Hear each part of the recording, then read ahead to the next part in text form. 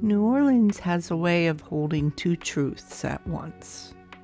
There's the one on the postcards, music, color, celebration, and then there's the one written into the scars of its neighborhoods. On our last day in the city, Dusty and I decided to go looking for the second one. We stopped at a Walgreens and asked how to get to the 9th Ward.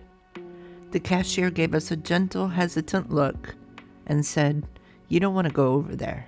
There's nothing for you there." But we went anyway.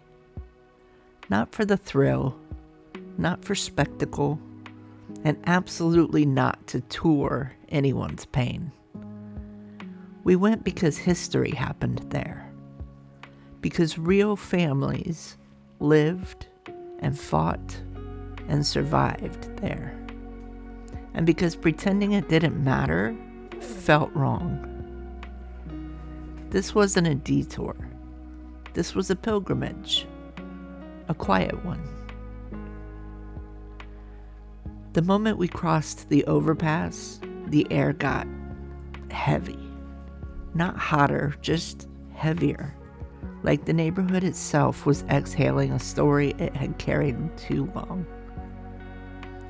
Some houses stood like exhausted soldiers, walls warped, windows boarded, porches leaning like tired shoulders. Some lots weren't lots at all, just open grass with the faint outline of a foundation beneath it, the shape of a home that once held someone's entire world. And then I saw the water line. That single brown stripe etched across the siding of a house. The literal height of fear. I felt my chest tighten. My eyes burned.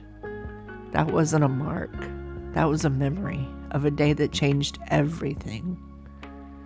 I didn't feel anger. I felt reverence, grief, silence. The kind of silence that fills a car without anyone agreeing to it. The silence that says, don't talk, just witness.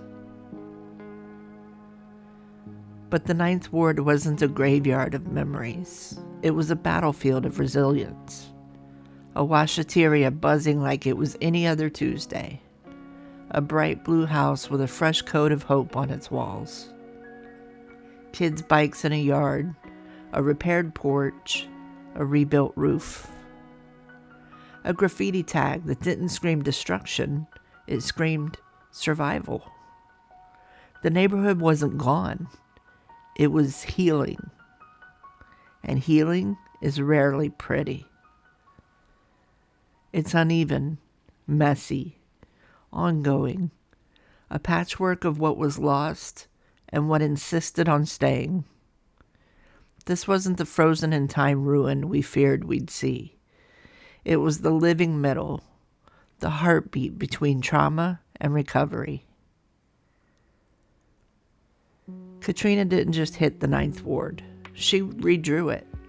She rearranged families, futures, city planning, and memory.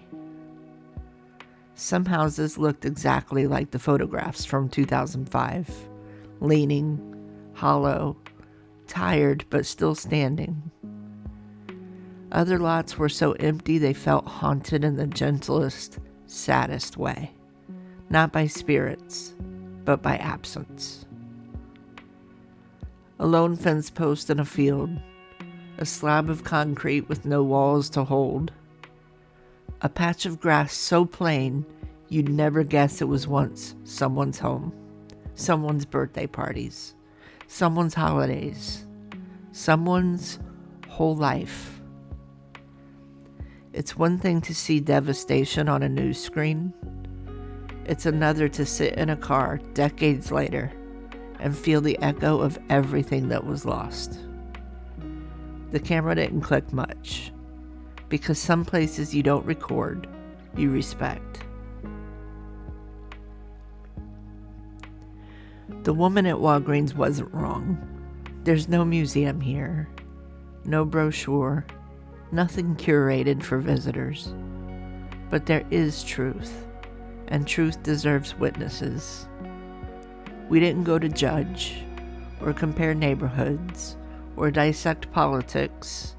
We went to understand, to honor, to remember, to acknowledge the weight of what ordinary people endured in a place where the water rose higher than their hope, and yet somehow they built their hope back anyway. This wasn't a fun stop. It wasn't a content moment. It was a human moment. The kind that changes how you travel, how you listen, how you look at neighborhoods that don't make the travel guides. And that's why it belongs in TMP Origins. Because Travel Made Personal isn't just about pretty places. It's about true ones. Driving slowly through the Ninth Ward didn't entertain us. It humbled us. It reminded us that travel isn't only about escape. Sometimes it's about bearing witness. Sometimes it's about letting a place speak even when the story hurts to hear. We stayed quiet for a long time after we drove out. And I think that silence said everything. If you've been traveling with us through these early TMP Origins roads, thank you for sitting with this one today. Next week, we return to our lighter stories, but this chapter matters. This chapter shaped us. Stick around if you want to keep walking these early roads with us. And hey, get out there and explore the world your way. Even the parts people say you don't need to see. Sometimes, that's exactly where the truth is.